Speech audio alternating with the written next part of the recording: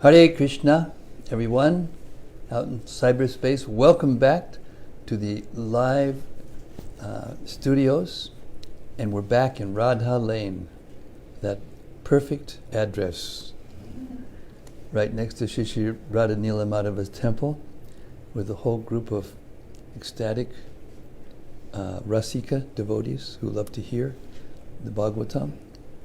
I just came back from Denver, had a very nice trip. You might have seen the live streams that were done there. We've made it all the way up to the 8th chapter of the first canto, 26th verse. But before we do, we're going to read, as we always do every day, the wonderful glorification by Srila Sanatana Goswami, the senior disciple of Lord Chaitanya, and not only senior, but the devotee that he spent more time teaching face to face than any other person on the planet while Lord Chaitanya was here. Yep. It's from his work, Sri Krishna Lila Stava. It's verse 412 through 416, and it's called Srimad-Bhagavata Mahima Stotram, and it's his 107th out of 108 obeisance that he designed the book to make to the Vrindavan pastimes of Krishna. And it goes like this.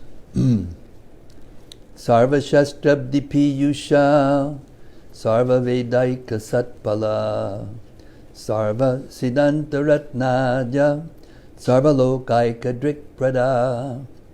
O nectar from the ocean of all scriptures, singular fruit of all the Vedas, rich mine of the precious gems of all conclusive truths, you are the only giver of sight to all the worlds. Sarva Bhagavata Prana Srimad Bhagavata Prabho Kalidvandodita Ditya Shri Krishna Parivartita. O life air of all the Supreme Lord's devotees, O Master Srimad Bhagavatam, you are the sun risen in the darkness of Kali. You are the exact image of Sri Krishna. Paramananda Pataya Prema Varshaksharayate Sarvada Sarvasevyaya Shri Krishnaya Namostume. I bow down to you, who are supremely blissful to read. Your every syllable pours down a flood of prema. You can always be served by everyone. You are Sri Krishna himself. Mareka Bando Matsangin Madguro Man Mahadana Man Nishtaraga Mad Bhagya Mad Ananda Namostute. My only friend, my constant companion, my spiritual master, my great wealth, my savior, my good fortune, my source of ecstasy, I bow down to you. Asadu Sadhu Tadayan Atini Chochatakara Hanamunchagadachin Mam Premna Ritkanta Yospura. O bestower of saintliness to the unsaintly, O exalter of the most fallen, please never leave me. Always appear in my heart and my voice with pure love. Om Namo Bhagavate Vasudevaya. Om Namo Bhagavate Vasudevaya. Om Namo Bhagavate Vasudevaya. Wow, look at the verse we got to start with. Queen Kunti is offering her prayers to Krishna as he is about to leave for Dwarka. There's another chair there. I'm okay. You like it there? You like it better? Yeah. Wherever you like it, we like it to be. Okay. Chapter 8, first canto, prayers by Queen Kunti and Pariksit saved. This may be Uttara, actually.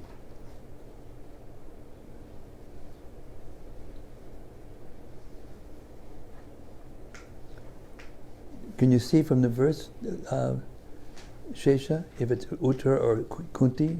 I think this sounds like Kunti. It's Kunti, yeah. It's a very famous verse.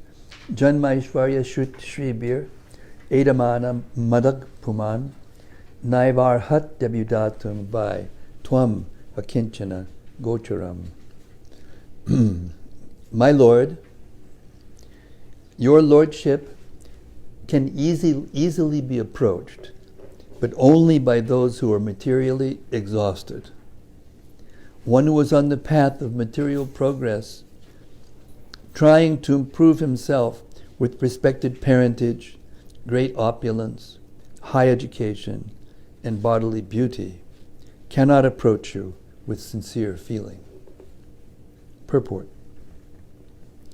Being materially advanced means taking birth in an aristocratic family and possessing great wealth, an education, and attractive personal beauty. All materialistic men are mad after possessing all these material opulences, and this is known as the advancement of material civilization. But the result is that by possessing all these material assets, one becomes artificially puffed up, intoxicated by such temporary possessions. Consequently, such materially puffed up persons are incapable of uttering the holy name of the Lord by addressing him feelingly, O Govinda, O Krishna. It is said in the Shastras that by once uttering the holy name of the Lord, the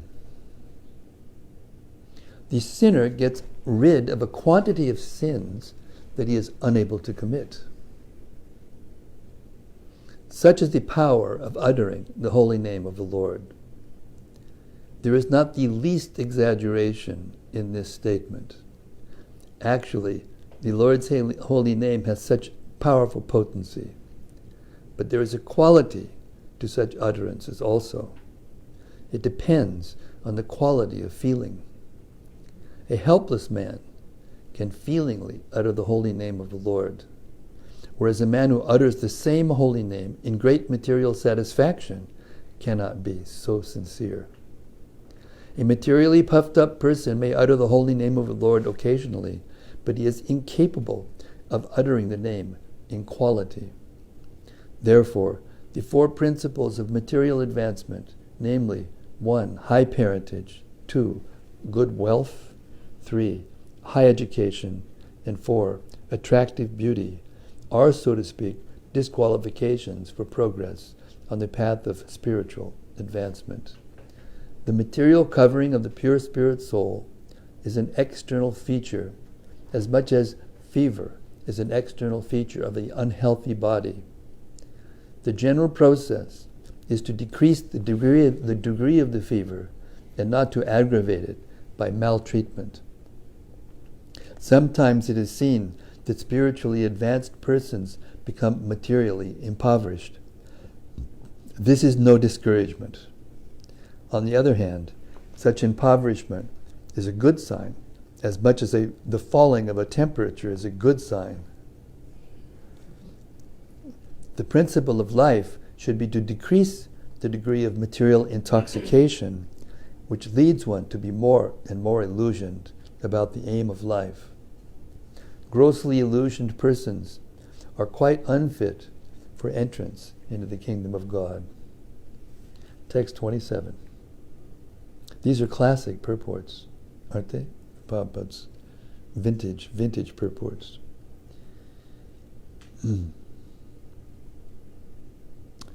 Text 27. My obeisances are unto you, who are the property of the materially impoverished. You have nothing to do with the actions and reactions of the material modes of nature. You are self-satisfied, and therefore you are the most gentle and are master of the monists. Purport.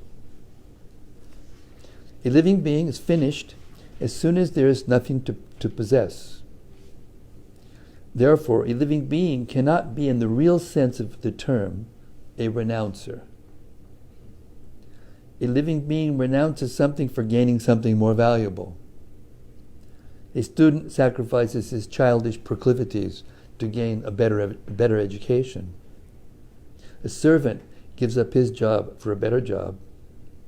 Similarly, a devotee renounces the material world not for nothing, but for something tangible in spiritual value. Srila Rupa Goswami, Sanatana Goswami, Srila Raghunatha Dasa Goswami, and others gave up their worldly pomp and prosperity for the sake of the service of the Lord. They were big men in the worldly sense. The Goswamis were ministers in the government service of Bengal, and Srila Raghunatha Dasa Goswami was the son of a big zamindar of his time. But they left everything to gain something superior to what they previously possessed. The devotees are generally without material prosperity, but they have a very secret treasure house in the lotus feet of the Lord. There is a nice story about Srila Sanatana Goswami. He had a touchstone with him, and this stone was left in a pile of refuse. A needy man took it up, but later on wondered why the valuable stone was kept in such a neglected place. He therefore asked him for the most valuable thing, and when he was given the holy name of the Lord, and then he was given the holy name of the Lord. A factual devotee or Mahatma does not give anything material to anyone because he has already left all material assets. He can, however, deliver the supreme asset, namely the personality of Godhead, because he is the only property of a factual devotee. The touchstone of Sanatana Goswami, which was thrown in the rubbish, was not the property of the Goswami, otherwise it would not have been kept in such a place. This specific example is given for the neophyte devotees just to convince them that material hankerings and spiritual advancement go ill together. Unless one is able to see everything as spiritual in relation with the Supreme Lord, one must always distinguish between spirit and matter. A spiritual master like Srila Sanatana Goswami, although personally able to see everything as spiritual, set this example for us only because we have no such spiritual vision. Advancement of material vision or material civilization is a great stumbling block for spiritual advancement. Such material advancement entangles the living being in the bondage of a material body, followed by all sorts of material miseries. Such material advancement is called anartha, or things not wanted. Actually, this is so. In the present context of material advancement, one uses lipstick at a cost of 50 cents. 50 cents, that was pretty cheap. It's a little bit more nowadays. I don't really know, I've never used it before in my life. But it doesn't sound right. Oh, Hare Krishna, Haribo. And there are so many unwanted things which are all products of the material conception of life. By diverting attention to so many unwanted things, human energy is spoiled without achievement of spiritual realization, the prime necessity of human life. The attempt to reach the moon is another example of spoiling energy, because even if the moon is reached, the problems of life will not be solved. The devotees of the Lord are called akinchanas because they have practically no material assets. Such material assets are all products of the three modes of material nature.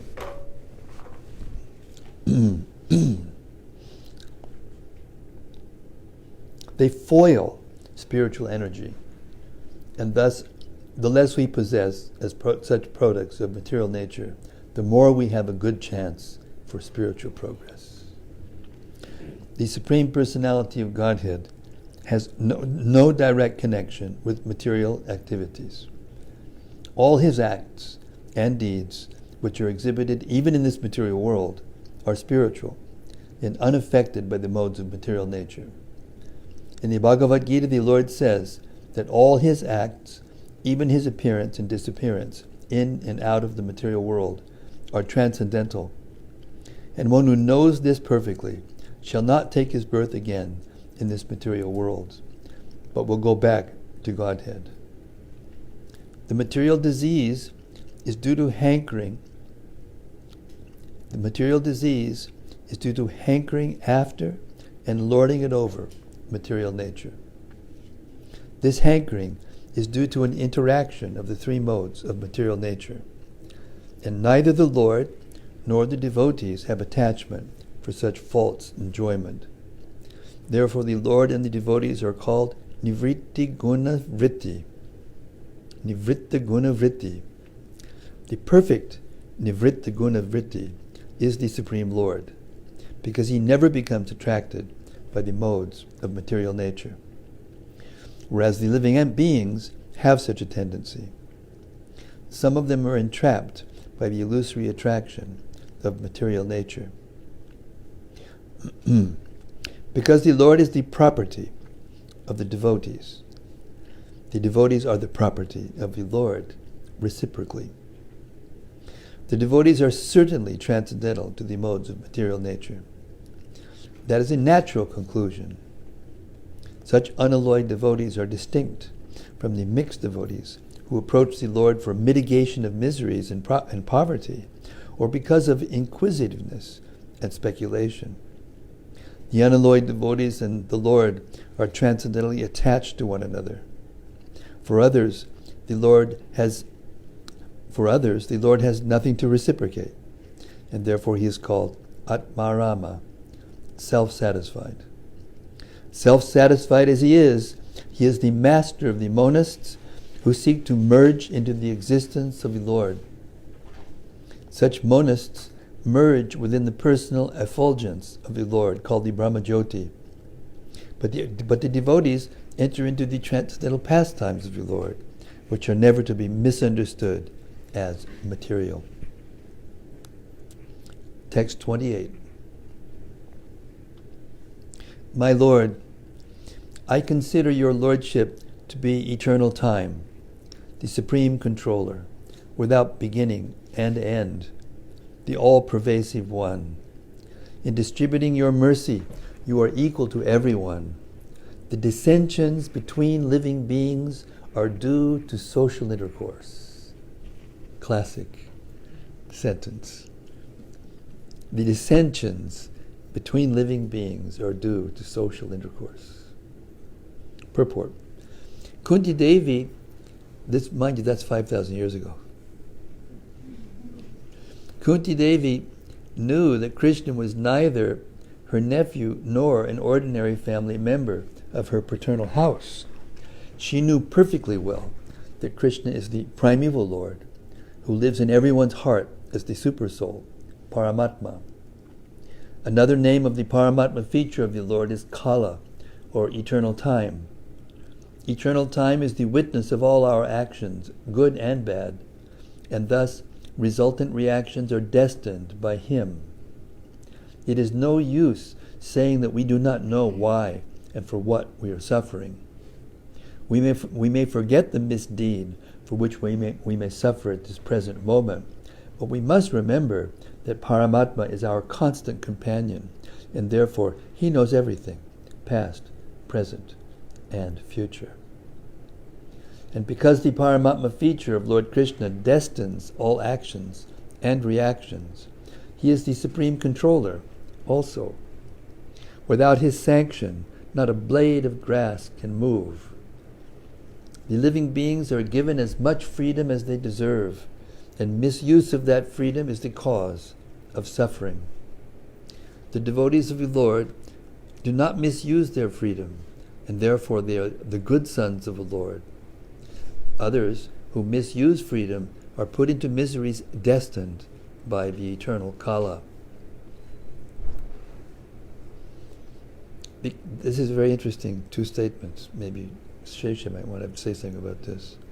The devotees of the Lord do not misuse their freedom, and therefore they are the good sons of the Lord. Others who misuse freedom are put into miseries destined by the eternal Kala. What this is saying is that, hey, Bhakta John, how nice to see you again. And you're on a big project, eh? Yes, sir. Don't let me stop. I won't let you stop. I won't let you start either. It's so nice to see you. Good to be here. So nice to see you. Good to see you again. Sheshat, this is Bhakta John. He's a master electrician and he's on a really big, important project right now that only his company can do. But before that, he was coming here every day and still does, obviously.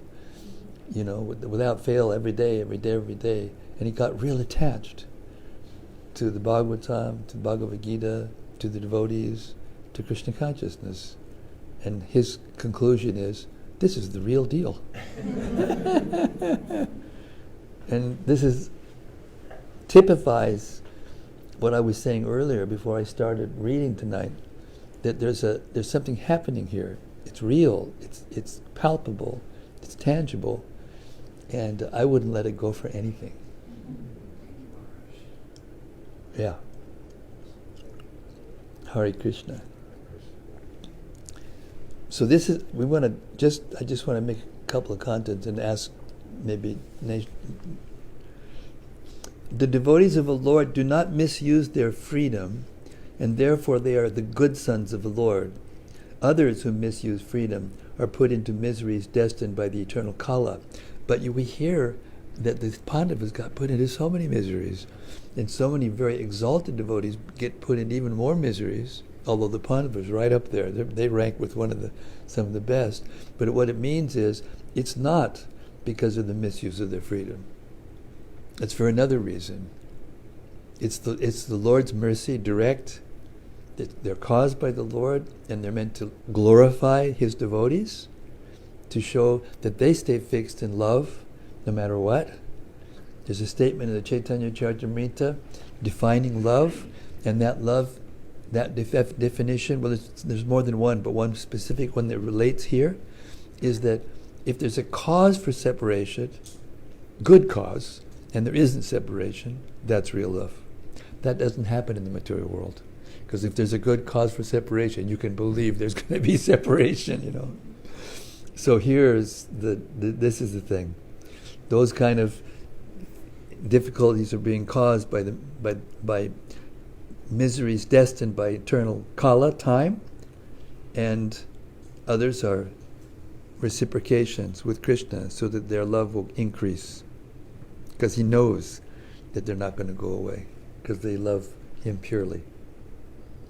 The Kala offers to conditioned souls both happiness and miseries. It is all predestined by eternal time. As we have miseries uncalled for, so we may have happiness also without being asked, for they are all predestined by Kala. No one is therefore either an enemy or friend of the Lord. Everyone is suffering and enjoying the result of his own destiny. This destiny is made by the living beings in course of social intercourse. Everyone here wants to lord it over the material nature, and thus everyone creates his own destiny under the supervision of the Supreme Lord. He is all-pervading, and therefore he can see everyone's activities. And because the Lord has no beginning or end, he is known also as the eternal time, Kala. Text 29. O Lord, no one can understand your transcendental pastimes, which appear to be human and are so misleading. You have no specific object of favor, nor do you have any object of envy. People only imagine that you are partial. Now let's just analyze it for a second. Who's speaking? Queen Kunti. We've got 1, 2, 3, 4, 5, 6, 7, 8, 9 females in the room, and 1, 2, 3, 4, 5 males. Who's more intelligent? I just heard Prabhupada say that because there may be, different, in the material world, there may be different qualifications, and nobody's equal materially. But when a woman, because her heart is soft, and she has a tendency to be able to hear and accept things that are true more easily than men. And therefore they have an advantage. And therefore if you look at churches and mosques and temples and whatever other places of worship are in the world, you know, when you go to services, you'll see a lot of old women. Because they have more natural tendency for devotion. So when you hear this phrase, and you hear it a lot in the Vedas, that women are less intelligent, know for a fact that that's materialistic women. We've got proof sitting right over there. Touchstone. A lot of people are here because of her. Okay. O Lord, no one can understand your transcendental pastimes, which appear to be human and are so misleading. You have no specific object of favor, nor do you have any object of envy. People only imagine that you are partial. Purport. The Lord's mercy upon the fallen souls is equally distributed. He has no one as the specific object of hostility. The very conception of the personality of Godhead as a human being is misleading.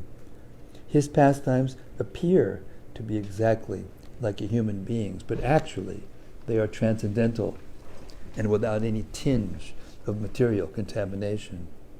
He is undoubtedly known as partial to his pure devotees, but in fact, he is never partial, as much as the sun is never partial to anyone. By utilizing the sun rays, sometimes even the stones become valuable, whereas a blind man cannot see the sun, although there are enough sun rays before him. Darkness and light are two opposite conceptions, but this does not mean that the sun is partial in distributing its rays. The sun rays are open to everyone, but the capacities of the receptacles differ. Foolish people think that devotional service is flattering the Lord to get special mercy. I'll read that again. Foolish people think that devotional service is flattering the Lord to get special mercy. Factually, the pure devotees who are engaged in the transcendental loving service of the Lord are not a mercantile community. A mercantile house renders service to someone in exchange for values. The pure devotee does not render service unto the Lord for such exchange, and therefore the full mercy of the Lord is open for him. Suffering and needy men, inquisitive persons, or philosophers make temporary connections with the Lord to serve a particular purpose. When the purpose is served, there is no more relation with the Lord. A suffering man, if he is pious at all, prays to the Lord for his recovery. But as soon as the recovery is over, in most cases, the suffering man no longer cares to keep any connection with the Lord. The mercy of the Lord is open for him, but he is reluctant to receive it. That is the difference between a pure devotee and a mixed devotee. Those who are completely against the service of the Lord are considered to be in abject darkness. Those who ask for the Lord's favor at the time of necessity are partial recipients of the mercy of the Lord. And those who are 100% engaged in the service of the Lord are full recipients of the mercy of the Lord. Such partiality in receiving the Lord's mercy is relative to the recipient, and it is not due to the partiality of the all-merciful Lord. When the Lord descends on this material world by his all-merciful energy, he plays like a human being, and therefore it appears that the Lord is partial to his devotees only. But that is not a fact. Despite such apparent manifestation of partiality, his mercy is equally distributed. In the battle of Kurukshetra, all persons who died in the fight before the presence of the Lord got salvation without the necessary qualifications, because death before the presence of the Lord purifies the passing soul from the effects of all sins, and therefore the dying man gets a place somewhere in the transcendental abode. Somehow or other, if someone puts himself open in the sun rays, he is sure to get the requisite benefit both by heat and by ultraviolet rays. Therefore, the conclusion is that the Lord is never partial. It is wrong for the people in general to think of him as partial. Srila Prabhupada ki jai. Text 30.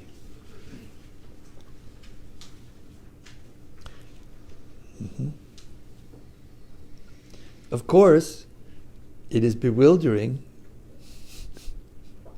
O soul of the universe, that you work, although you are inactive, that you take birth, though you are the vital force and the unborn. You yourself descend amongst animals, men, sages, and aquatics. Verily, this is bewildering. Purport. The transcendental pastimes of the Lord are not only bewildering, but also apparently contradictory. In other words, they are all inconceivable to the limited thinking power of the human being. The Lord is the all-pervading supersoul of all existence, and yet he appears in the form of a boar amongst the animals, in the form of a human being as Rama, Krishna, and so on, in the form of a rishi like Narayana, and the form of an aquatic like a fish. Yet it is said that he is unborn, and he has nothing to do. In the Shruti mantra it is said that the Supreme Brahman has nothing to do. No one is equal to or greater than him. He has manifold energies, and everything is performed by him perfectly by automatic knowledge, strength, and activity. All these statements prove without any question that the Lord's activities, forms, and deeds are all inconceivable to our limited thinking power. And because he is inconceivably powerful, everything is possible in him. Therefore, no one can calculate him exactly. Every action of the Lord is bewildering to the common man. He cannot be understood by the Vedic knowledge, but he can be easily understood by the pure devotees, because they are intimately related with him. The devotees therefore know that although he appears amongst the animals, he is not an animal, nor a man, nor a rishi, nor a fish. He is eternally the Supreme Lord in all circumstances. Text 31. My dear Krishna, Yashoda took a rope to bind you when you committed an offense, and your perturbed eyes overflooded with tears, which washed the mascara from your eyes. And you were afraid, though fear personified is afraid of you. This sight is bewildering to me. Purport. Here is another example of the bewilderment created by the pastimes of the Supreme Lord. The Supreme Lord is the supreme in all circumstances, as already explained. Here is a specific example of the Lord's being the supreme, and at the same time, a plaything in the presence of his pure devotee. The Lord's pure devotee renders service unto the Lord out of unalloyed love only, and while discharging such devotional service, the pure devotee forgets the position of the Supreme Lord.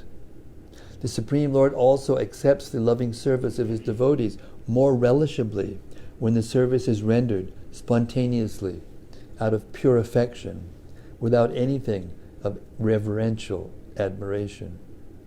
Generally, the Lord is worshipped by the devotees in a reverential attitude, but the Lord is meticulously pleased when the devotee, out of pure affection and love, considers the Lord to be less important than himself.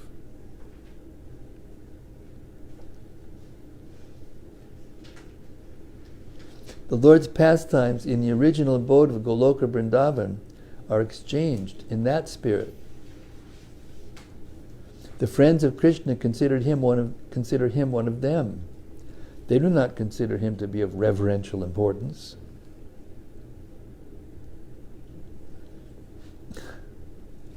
parents of the Lord, who were all pure devotees, considered him a child only. The Lord accepts the chastisement of the parents more cheerfully than the prayers of the Vedic hymns. Similarly, he accepts the reproaches of his fiancées more palatably than the Vedic hymns. When Lord Krishna was present in this material world to manifest his eternal pastimes of the transcendental realm of Goloka Vrindavan as an attraction for the people in general, he displayed a unique picture of subordination before his foster mother, Yashoda. The Lord, in his naturally childish, playful activities, used to spoil the stocked butter of Mother Yashoda by breaking the pots and distributing the contents to his friends and playmates, including the celebrated monkeys of Vrindavan, who took advantage of the Lord's munificence. Mother Yashoda saw this, and out of her pure love, she wanted to make a show of punishment for her transcendental child. She took a rope and threatened the Lord that she would tie him up, as is generally done in the ordinary household. Seeing the rope in the hands of Mother Yashoda, the Lord bowed his head and began to weep just like a child, and tears rolled down his cheeks, washing off all the black ointment smeared about his beautiful eyes. This picture of the Lord is adored by Kunti Devi because she is conscious of the Lord's supreme position. He is feared often by fear personified, yet he is afraid of his mother, who wanted to punish him just like in an ordinary manner. Kunti was conscious of the exalted position of Krishna, whereas Yashoda was not. Therefore, Yashoda's position is more exalted than Kunti's. Mother Yashoda got the Lord as her child, and the Lord made her forget altogether that her child was the Lord himself. If Mother Yashoda had been conscious of the exalted position of the Lord, she would certainly have hesitated to punish the Lord. But she was made to forget this situation because the Lord wanted to make a complete gesture of childishness before the affectionate Yashoda.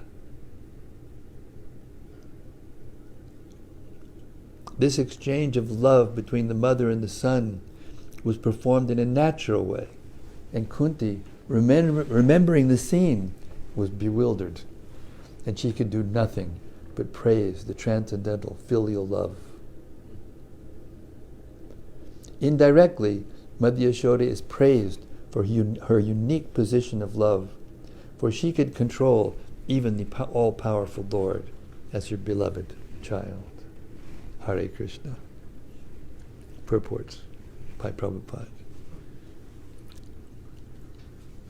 Doesn't get any better than that. Hare Krishna.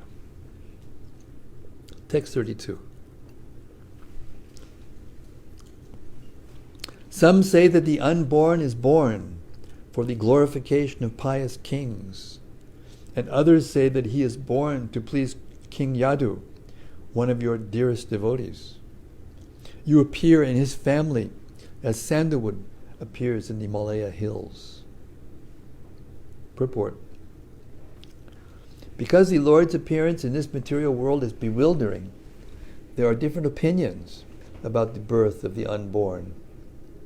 In the Bhagavad Gita, the Lord says that he takes his birth in the material world, although he is the Lord of all creations and is unborn.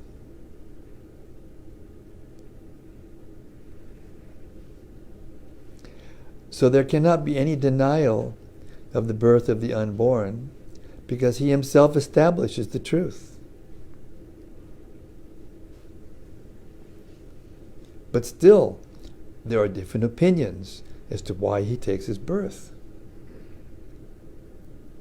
That is also declared in the Bhagavad Gita. He appears by his own internal potency to re-establish the principles of religion and to protect the pious and to annihilate the impious. That is the mission of the appearance of the unborn. Still, it is said that the Lord is there to glorify the pious King Yudhishthira. Lord Sri Krishna certainly wanted to establish the kingdom of the Pandavas for the good of all the world. When there is a pious king ruling over the world, the people are happy. Memo to Trump.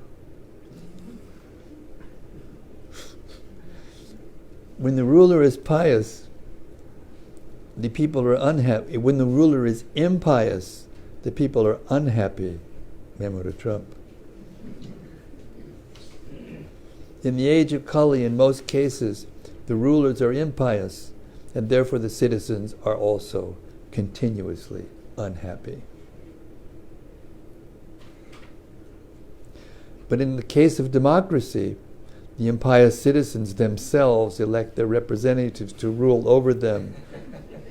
Memo to the citizens. And therefore,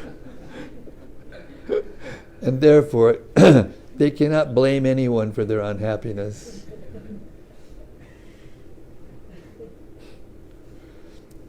Maharaj Nala was also celebrated as a pious king, but he had no connection with Lord Krishna. Therefore, Maharaj Yudhishthira is meant here to be glorified by Lord Krishna. He had also glorified King Yadu, having taken his birth in the family. He is known as Yadava, Yaduvira, Yadunandana, and also Yadutama. By the way, I gave that name to someone in Denver just now. The best of the Yadus. Although the Lord is always independent of such obligation, he is just like the sandalwood that grows in the Malaya hills. Trees can grow anywhere and everywhere, yet because the sandalwood trees grow mostly in the area of the Malaya hills, the name sandalwood and the Malaya hills are interrelated. Therefore, the conclusion is that the Lord is ever unborn, like the sun, and yet he appears as the sun rises on the eastern horizon.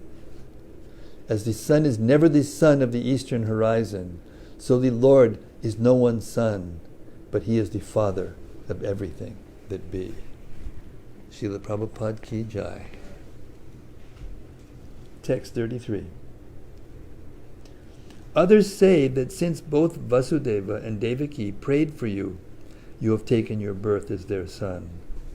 Undoubtedly, you are unborn, yet you take your birth for their welfare and to kill those who are envious of the demigods.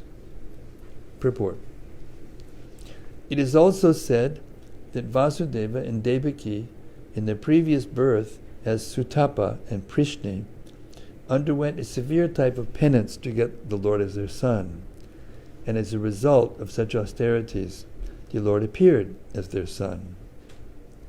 It is already declared in the Bhagavad Gita that the Lord appears for the welfare of all people of the world and to vanquish the asuras, or the materialistic atheists. So this raises a few questions. How is it that someone can do an austerity to become the parent of Krishna? Particularly a particular parent of Krishna, Vasudeva and Devaki. There's only one Vasudeva and Devaki. In other words, the positions are already taken. No one else can become Vasudeva and Devaki. So what is the meaning of this? Sutapa and Prishni. Would you like to know the answer? Anybody? Oh, here's the answer. That the eternal associates of Krishna, of whom there's only one in Goloka Vrindavan, wherever Krishna goes, they go with him and take a personality that fits his personality exactly according to time and place. So when Sutapa and Prishni are actually expansions, partial expansions of Vasudeva and Devaki. And in that position, they prayed to be the parents of the Lord. And then when Vasudeva and Devaki actually came into the world, those partial expansions of Prishna and Prishna and Sutapa, they merge into or are included in the forms of Vasudeva and Devaki, and therefore they get to be the parents of Krishna, the original form of the parents of Krishna. See? So when Krishna comes into the material world, normally, not always, but normally, he has a mother and father in order to appear in the material world, because he agrees to follow the eternal laws of material nature. Does that make any sense? That's the answer given by Vishwanath Chakravarti Thakur and other acharyas. Text 34. Others say that the world, being overburdened like a boat at sea, is much aggrieved, and that Brahma, who is your son, prayed for you, and so you have appeared to diminish the trouble. Purport. Brahma, or the first living being born just after the creation, is the direct son of Narayana. Narayana, as Garbhodakashayi Vishnu, first of all entered the material universe. Without spiritual contact, matter cannot create. This principle was followed from the very beginning of the creation. The Supreme Spirit entered the universe, and the first living being, Brahma, was born on a lotus flower grown out of the transcendental abdomen of Vishnu. Vishnu is therefore known as Padmanabha. Brahma is known as Atmabhu because he was begotten directly from the Father without any contact of Mother Lakshmiji. Lakshmiji was present near Narayana, engaged in the service of the Lord, and still, without contact with Lakshmiji, Narayana begot Brahma. That is the omnipotency of the Lord. One who foolishly considers Narayana like other living beings should take a lesson from this. Narayana is not an ordinary human being, living being. He is the personality of God in himself, and he has all the potencies of all the senses in all parts of his transcendental body. An ordinary living being begets a child by sexual intercourse, and he has no other means to beget a child other than the one designed for him. But Narayana, being omnipotent, is not bound to any condition of energy. He is complete and independent to do anything and everything by his various potencies, very easily and perfectly. Brahma is therefore directly the son of the Father and was not put into the womb of a mother. Therefore he is known as Atmabhu. This Brahma is in charge. Well, Hare Krishna. How are you? Good. Good to see you.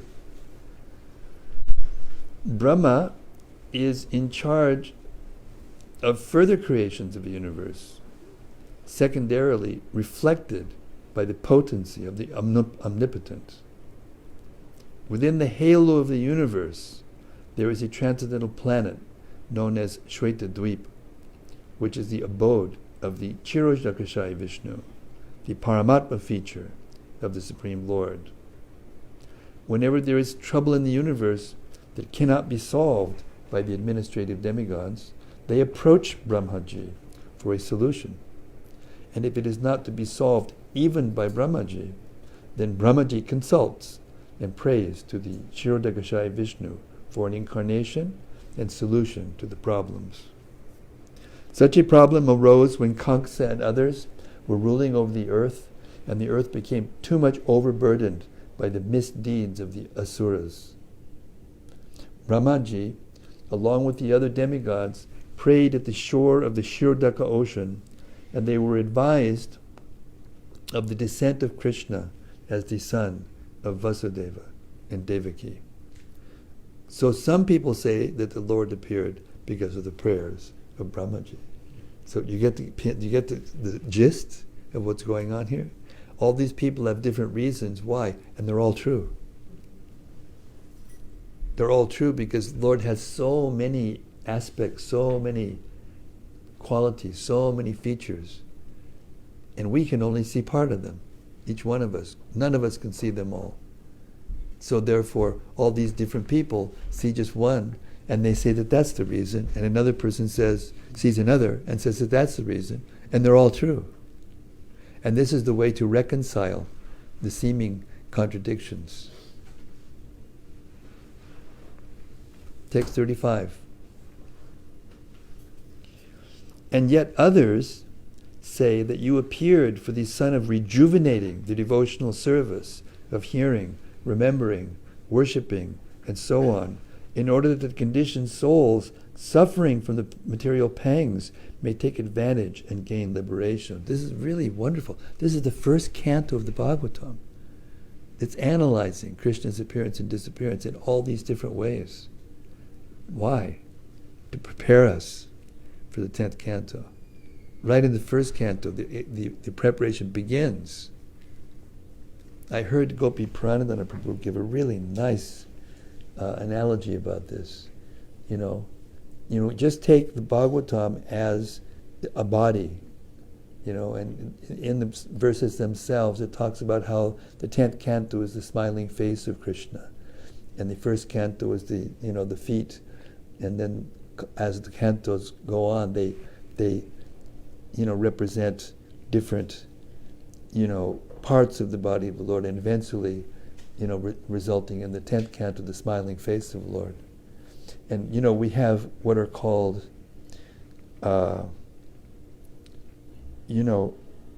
what's the word? Essential parts of the body, organs that our body cannot do without: the heart, the lungs, the stomach, But in between, there's so many things going on, connecting tissues, tendons, nerves, the spine is another one of the real, but they're all necessary. You couldn't take out those tissues and have the body make any sense or have it work properly.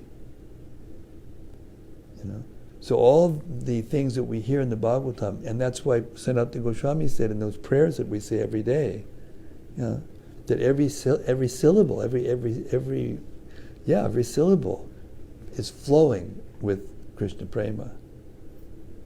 So if we read the Bhagavatam like this, and that's why I'm doing this every night, carefully and slowly and carefully, not rushing through it or trying to, just carefully, gradually, trying to, and have reflections every night, to get the qualification, actually, to get the capacity to be able to hear about Krishna's 10th canto, which is the pastimes of the original personality of Godhead, and the original personalities from whom all these other subordinate personalities are coming and having relationships with the Lord.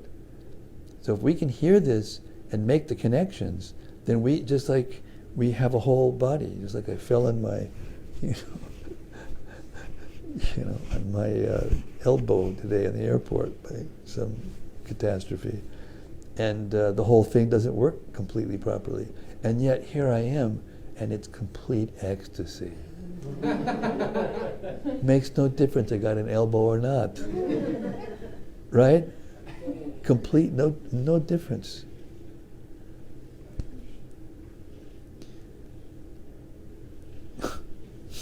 Text 35.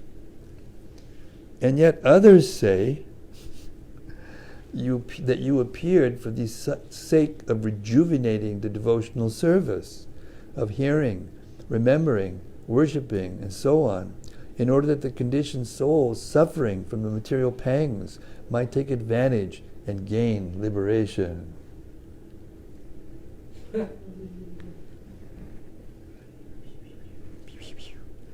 Purport. In the Srimad-Bhagavatam, the Lord asserts that He appears in every millennium just to re-establish the way of religion. The way of religion is made by the Supreme Lord. No one can manufacture a new path of religion, as is the fashion for certain ambitious persons. Excuse me. The factual way of religion is to accept the Lord as the supreme authority, and thus render service unto Him in spontaneous love.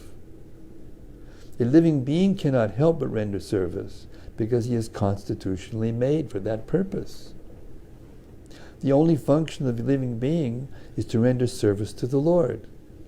The Lord is great, and the living beings are subordinate to Him. Therefore, the duty of a living being is just to serve Him only. Unfortunately, the illusioned living beings, out of misunderstanding only, become servants of the senses by material desire. This desire is called avidya, or nations. And out of such illegitimate desire, the living being makes different plans for material enjoyment centered about a perverted sex life. He therefore becomes entangled in the chain of birth and death by transmigrating into different bodies on different planets under the direction of the Supreme Lord. Unless, therefore, one is beyond the boundary of this nations, one cannot get free from the threefold miseries of material life. That is the law of nature. Prabhupada. Nobody can write like this. Nobody. The Lord, however, out of His causeless mercy, because He is more merciful to these suffering living beings than they can expect, appears before them and renovates the principles of devotional service, comprised of hearing, chanting, remembering, serving, worshipping, praying, cooperating, and surrendering unto Him. Adoption of all the above-mentioned items, or any one of them, can help a conditioned soul get out of the tangle of nations and thus become liberated from all material sufferings created by the living being illusioned by the external energy. This particular type of mercy is bestowed upon the living being by the Lord in the form of Lord Chaitanya Mahaprabhu. Mahaprabhu ki jai. We'll stop tonight for that. With that. We'll start again tomorrow night. So now we come to the point of reflection. Anything that you heard that stuck out and you're brave enough to say it? Yes, I was hoping. Maharaj, we were reading about Kala and how time, eternal time, is not different than... This is Shesha, an honored guest, a GBC member, and a dear friend from many years. And he's saying, we heard about Kala, time. Just recently, I was speaking with a devotee, and he was explaining how time it's one sort of one force, one person. One force, one person. But it acts on all of us differently simultaneously. That may be growing old, someone may be just born, someone may be getting some benefit, someone may be... Yeah, someone may be just born, someone may be old, someone may be getting some benefit or whatever. It's all being delivered by time. It's all being delivered by time. Simultaneously, but differently. So that indicates... that it's a person. That he's a person. Yes. The person is dealing with everyone individually. He's a person, and therefore he's dealing with everybody individually as his... Yes. It was nice to hear that. Very nice. Very nice. I mean, Prabhupada uses sometimes very simple, and he calls gross examples, because they're material objects that he's comparing this concept to. And he tells this funny story when he was a child. As a child, he was very philosophical, even as a small child. And he remembers the moon seeing the moon, and then it was the same moon everywhere, and then he saw the moon in a different position in relationship to a tree, and they concluded, oh, this is the same moon. This is the same moon, and it's moving with me. And that's it was his childish way of saying the same thing, that same moon looks to everyone else like it's moving with him. Or the sun is shining on my head, and I ask where the sun is shining 5,000 miles away, and it's shining on that person's head at the same time. It's a gross example because it's not exactly personal, but it has the same connotation, the same. It's interesting because I heard Gopi again. I go back to Gopi Pranadana because he was so enriched in knowledge and read a lot of these books from the original and knew how they all fit together better than most, as a senior Sanskritist in our movement for a long time. And I got so much into absorbing and glorifying him that I forget what I was going to say. He was talking about, I forgot. How the sun is shining on him. Yeah, he was talking about how, I forgot, I'm sorry, I lost my train of thought. Anyway, it was more or less the same point being made by him in a little different way. But I so much appreciate Prabhupada's books because for 17 years I was editing other person's books, and I never felt completely disconnected from Prabhupada because I was always referring to Prabhupada's books to make sure everything was copacetic and the translations were okay and they were being used properly in context. Part of the duty of the editors to do that kind of thing. But after all of that, and it was really hard work also, but I didn't feel anything missing or lacking. But when I started to read like this, Prabhupada's books, very carefully, systematically, in front of all devotees, like this, it was like clouds were parting and the sun was shining on me. It was like amazing. These purports are amazing. I don't think we can, at least I can't put it any better way than Prabhupada does. He wants us to, at the same time, he wants us to repeat in our own words these, concepts, these ideas, in a way that may be a little bit different to someone that we meet, and each time it becomes even more relishable and more digestible, more easily swallowed, as that verse in the beginning of the Bhagavatam says, Dravya Samyutam. Yes, I do remember. Now I reminded myself that when Krishna comes into the universe, he agrees to follow his own laws, which he doesn't have to. And therefore it appears in his external pastime. That doesn't mean material, it just means he's externally showing his form in the material world. But he's never affected by the material energy at all.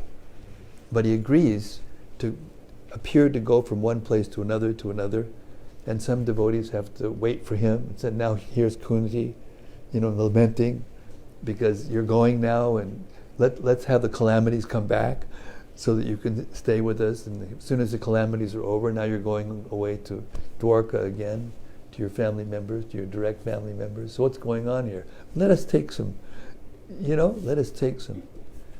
So, but in the spiritual world, the restriction of time is not there, aprakat, and therefore he can be everywhere at once, and everybody can think that Krishna is with them at the same time, and reciprocating with them alone, even though he's right there reciprocating with everyone else in the same area or whatever.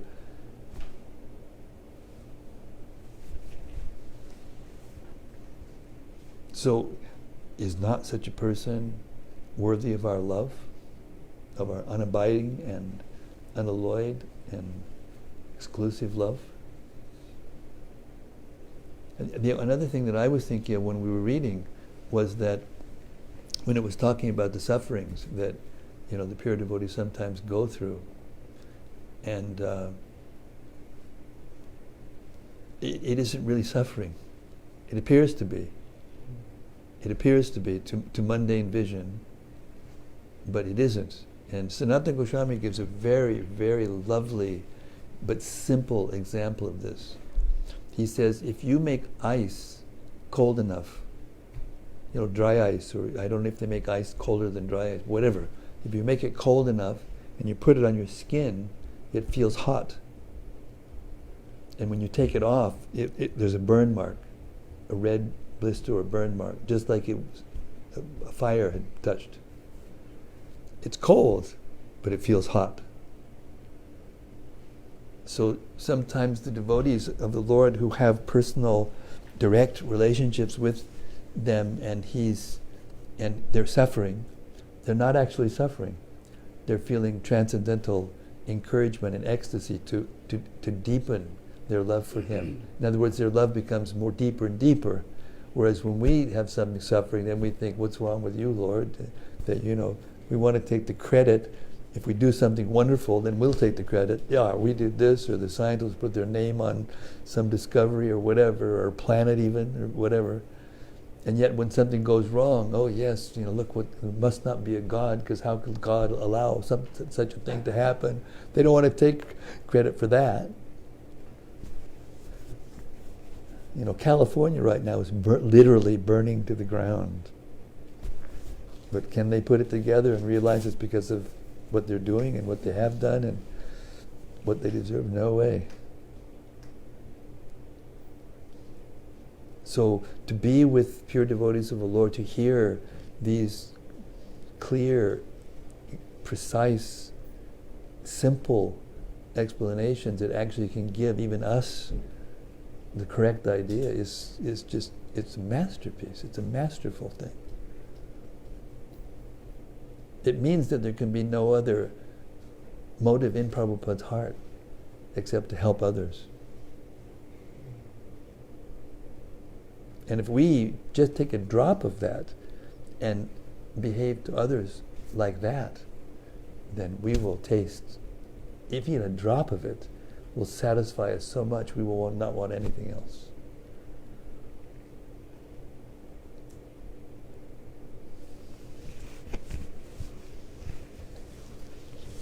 Hare Krishna. Maharaj, you have a question online. Question online? Jai Shri Devidasi. From Jai Shri Devidas, Hong Kong. This is Jai Shri Devidas from Hong Kong. She is an oncologist. Yeah, a very high doctor. She treats cancer. Go ahead. She says, Krishna glorifies his pure devotees by putting them into situations of calamities.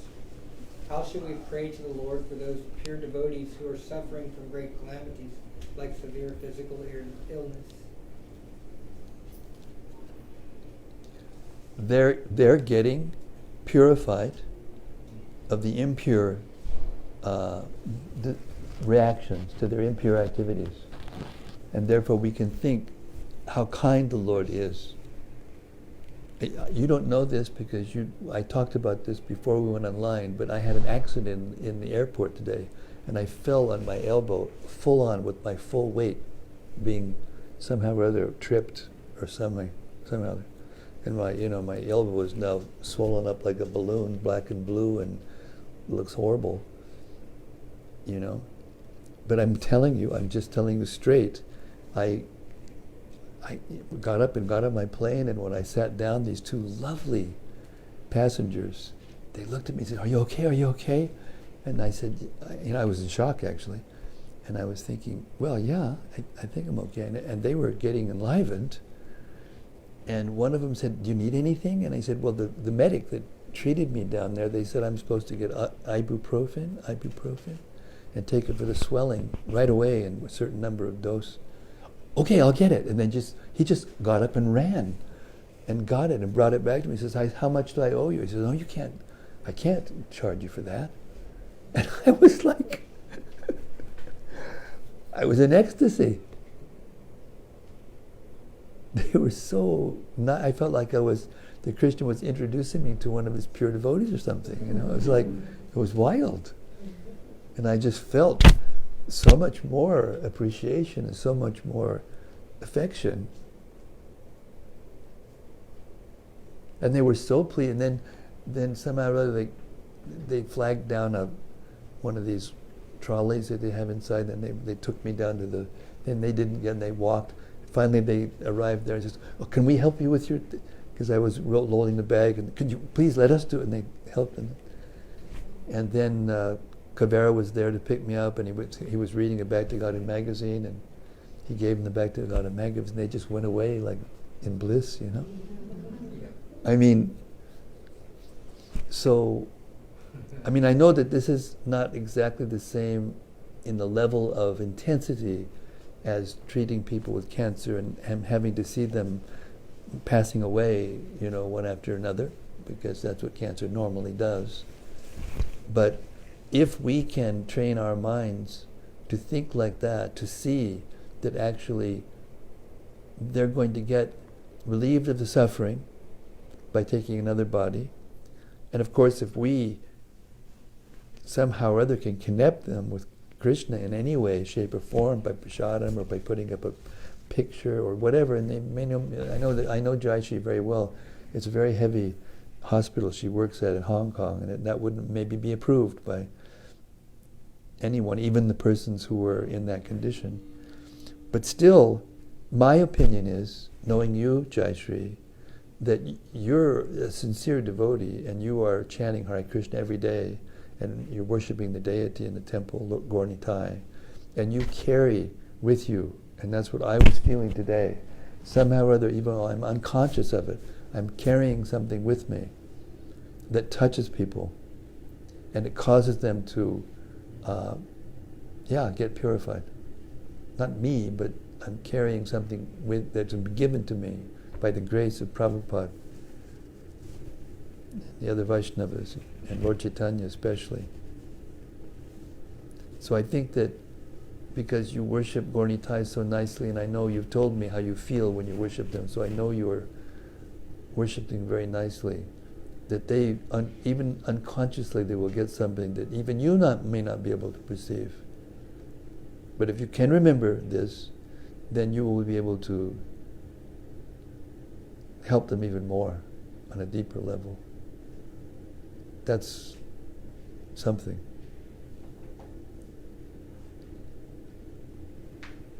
Hannah, you were going to say something.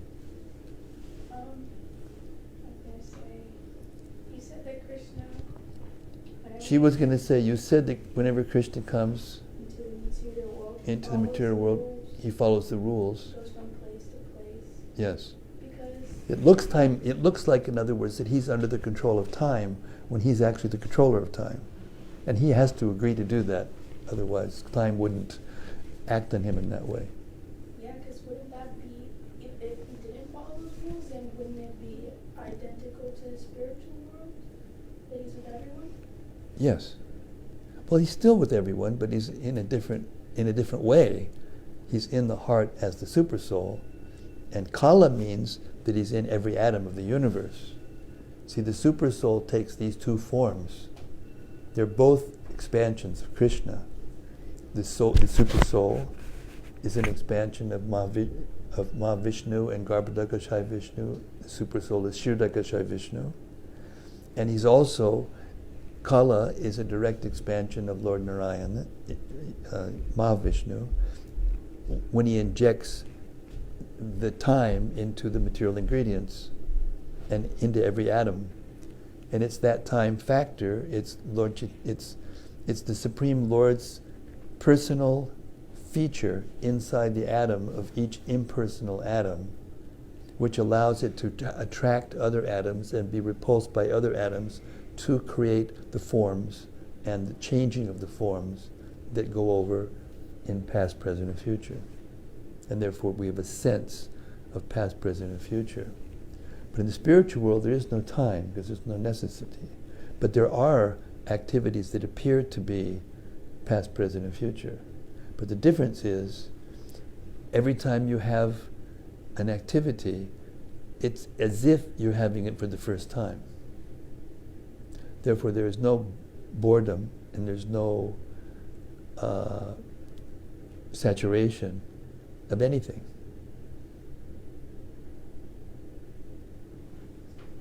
Huh? That's cool. I mean, that's super cool. That's maha cool. And then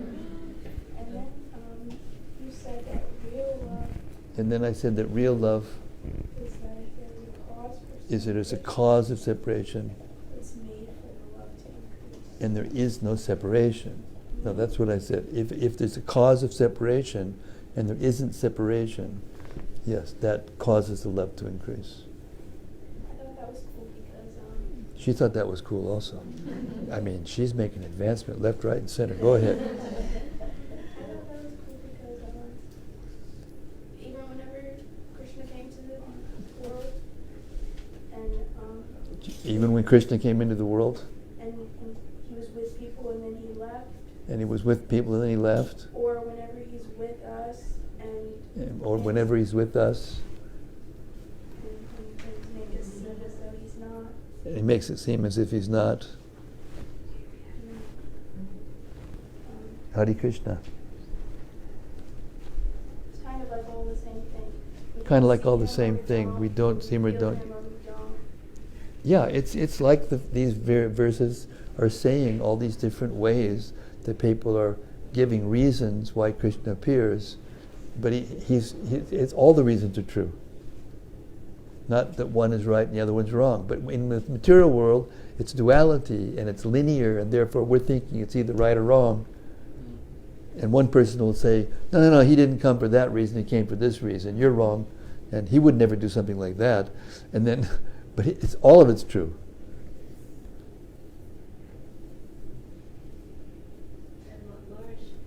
Yes, Karunamayi. The result, what everyone was praying for was the same. Karunamayi is saying that therefore what everyone's praying for Was the same thing that Krishna appears, but sometimes people pray for different things. What is the factor that? Krishna's mercy, Krishna's love for his devotees. He appears in the form and in the way that the devotee wants. That's actually the cause of the very varied forms of the Lord. Because the Lord wants to please his devotees. And the devotees want to please the Lord. And they're attached to a particular form of the Lord. And therefore Krishna agrees to appear before them in that form. That's inconceivable. It means he can have, love with anyone and everyone differently, uniquely.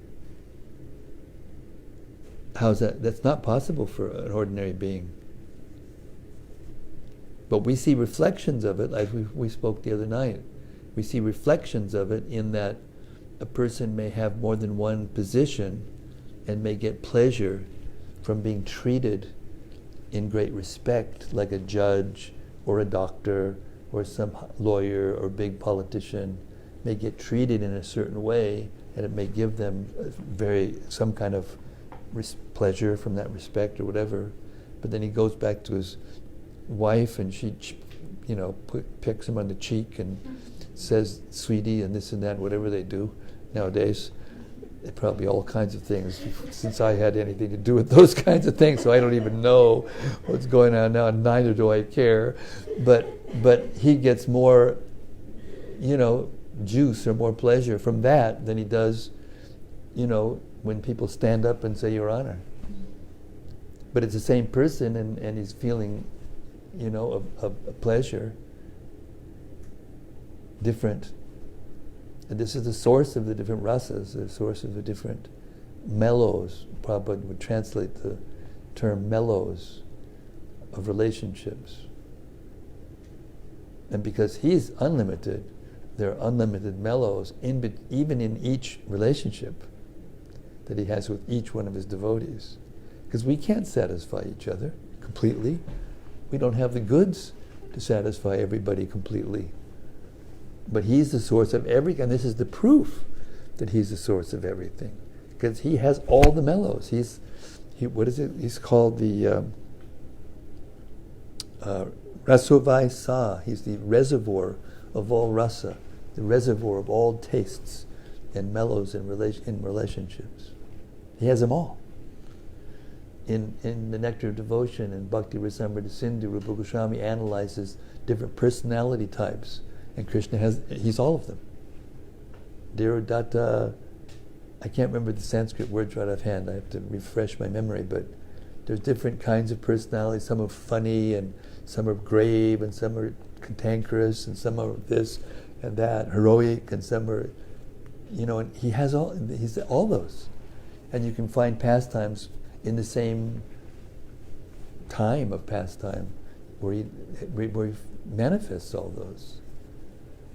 So therefore, Jiva Goswami in his Sandarbhas, he concludes that unless one can actually accept achintya, that God, the absolute truth, is actually inconceivably powerful, inconceivably varied, inconceivably sweet, inconceivably knowledgeable. Unless you actually accept that, then you will wonder and be confused about why he does things and what he can do or can't do, and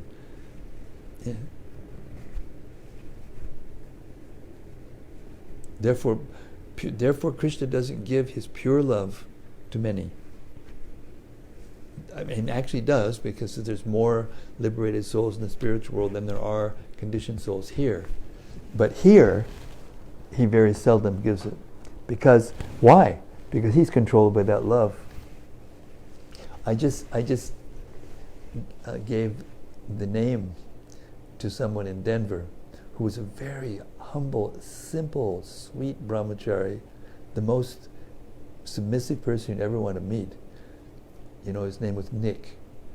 And so I was thinking of what name to give him, and I just tried and tried. One day it just came to me.